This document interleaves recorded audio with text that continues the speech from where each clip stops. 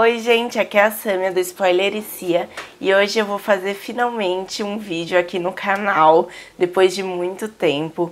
Em novembro eu fiquei muito apertada por causa da faculdade, eu não tive muito tempo, meu estágio ficou muito corrido, eu mal consegui ler, tanto que durante o mês de novembro eu não consegui terminar nenhum livro. Todas as leituras que eu terminei foi agora no mês de dezembro. Então só agora eu consegui vir fazer um vídeo sobre o que eu li durante esse período. Mas agora, nesse vídeo especificamente, eu vou falar sobre a trilogia da magia da Nora Roberts. Uma trilogia que eu já tinha um grande interesse de ler há muito tempo, por ser uma das trilogias mais conhecidas e mais antigas da autora lançadas aqui no Brasil, e que eu já tinha conhecimento por outras pessoas que já haviam recomendado para mim. Mas eu nunca tinha tido a oportunidade de ler esse livro, eu não tinha esse livro na minha estante, mas assim que eu comprei eu já comecei a ler, principalmente por eu estar num período meio tumultuado da faculdade.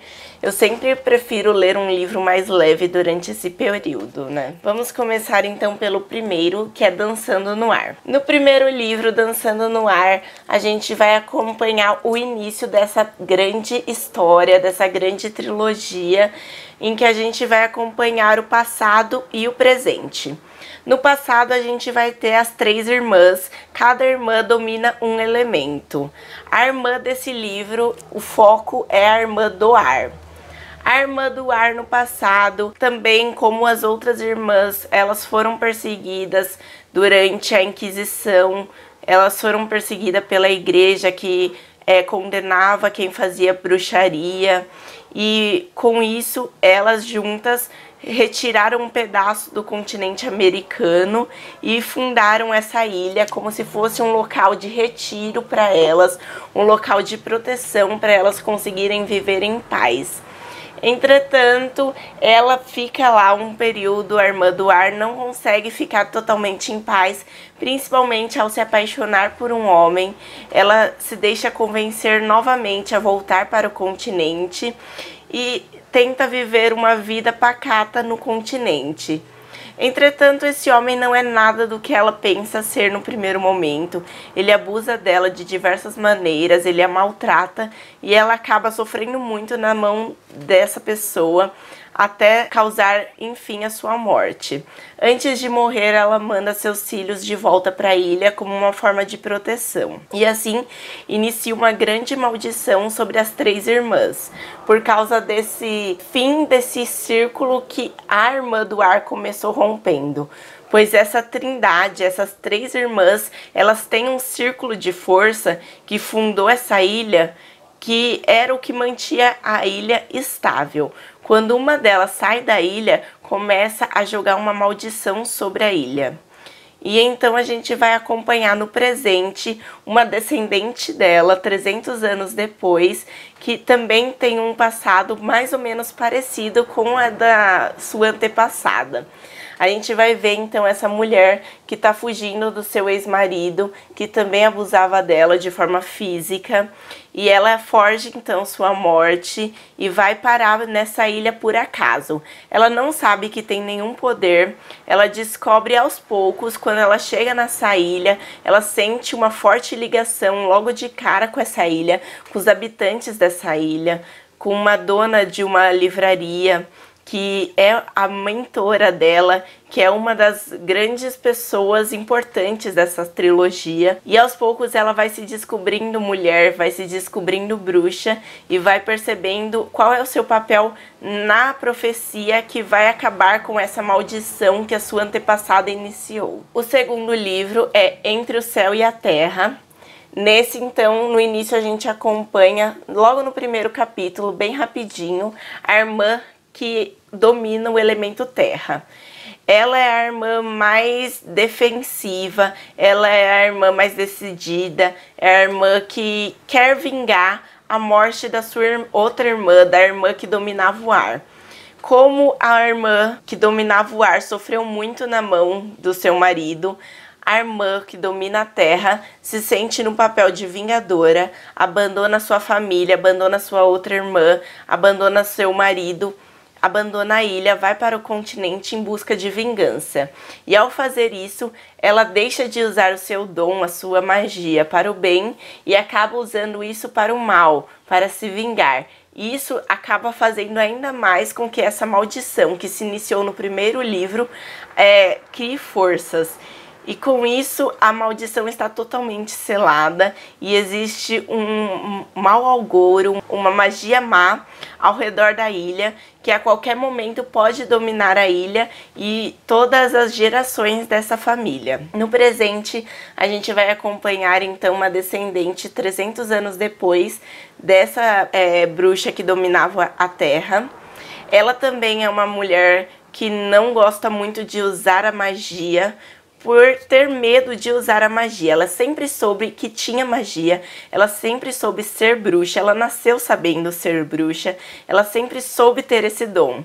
Entretanto, ela tem muito medo de usá-lo, porque ela sente dentro dela, ao contrário das outras irmãs, que ela tem um lado negro nessa magia. E ela percebe que isso talvez seja por causa de sua antepassada e do seu papel na profecia. Ela então evita a todo custo usar a magia. Ela foca totalmente na sua carreira como policial, então ela se defende de forma física, ela usa arma, ela usa espada, ela usa tudo, mas evita usar a magia porque ela tem muito medo do seu poder e do lado negativo do seu poder e de tudo que isso pode causar, tanto de forma positiva quanto negativa, porque ela sabe que foi isso que iniciou a maldição e ela sabe que isso também é algo que vai acabar com a maldição, mas ela não sabe muito bem como, e ela é bem teimosa. E então a gente vai acompanhar o último livro da trilogia, que é Enfrentando o Fogo. Aqui a gente vai acompanhar o desfecho dessa maldição, dessa profecia. No início a gente acompanha a irmã que domina o fogo.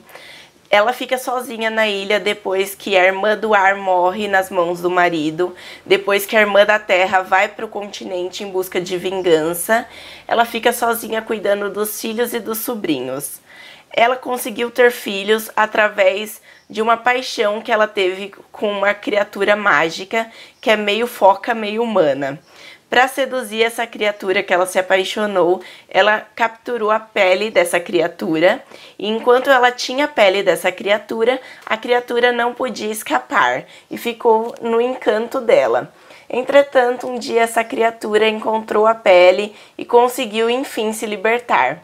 Ela não aguentou essa tristeza de ficar sem a pessoa que ela amava, e apesar de saber que os filhos dependiam dela, os sobrinhos dependiam dela, ela fez um sacrifício, se jogou do penhasco, mas antes ela lançou um feitiço ao redor da ilha, que protegeu a ilha por 300 anos. E esse é basicamente o feitiço da profecia. Foi esse feitiço que fez com que a ilha ficasse protegida durante 300 anos, até os seus futuros descendentes conseguirem quebrar a maldição. E então a gente vai 300 anos depois, no futuro, com a sua descendente, que é a Mia, que está lá totalmente dedicada. Ela sempre soube também que tem magia, ela sempre foi muito forte na magia, sempre estudou isso, tem diversos livros sobre a maldição, sobre lendas da ilha. Ela é totalmente dedicada a quebrar essa maldição. Ela estudou totalmente isso, porque ela sabe que o destino dela é quebrar a maldição ou morrer tentando. Quando adolescente, ela se apaixonou por um homem que partiu o coração dela, abandonou, deixou a ilha e foi pro continente também, algo muito semelhante com a sua antepassada. Então, basicamente, o seu papel na profecia é regenerar o coração e sobreviver apesar de perder o amor, algo que a sua antepassada não conseguiu. A descendente tem que sobreviver apesar do amor ter fugido. E ela conseguiu fazer isso muito bem. Entretanto, esse homem que ela gostava tanto no passado retorna na ilha, principalmente porque ele sabe que está chegando a hora de ser feita toda a batalha para cumprir a profecia. E ele tem poder também, ele consegue dominar muito bem a água, principalmente porque ele tem um traço de herança com essa criatura Silk, que é meio foca, que é descendente da água. Então, ele sabe que ele tem um papel importante tanto na conclusão da profecia quanto no futuro da descendente, da Mia. Ele quer retornar na vida da Mia, ele quer fazer parte novamente da vida da ilha, ele novamente quer conquistar a Mia, enfim, ele ainda ama ela. Então a gente vai vendo aos poucos essas três mulheres, as três mulheres se apaixonando e tendo que lidar com a magia delas próprias e a magia negra que está ao redor.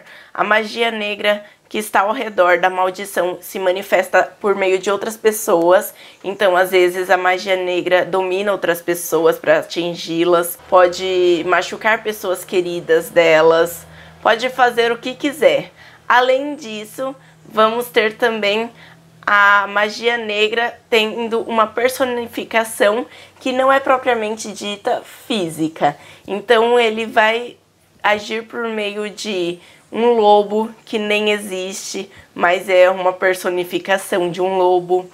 Ele vai encontrar diversas formas para tentar destruir essas três irmãs de alma. Gostei bastante dessa trilogia, como sempre, a Nora Roberts consegue criar um universo incrível, e nesse daqui ela criou um universo de magia e de romance na medida certa.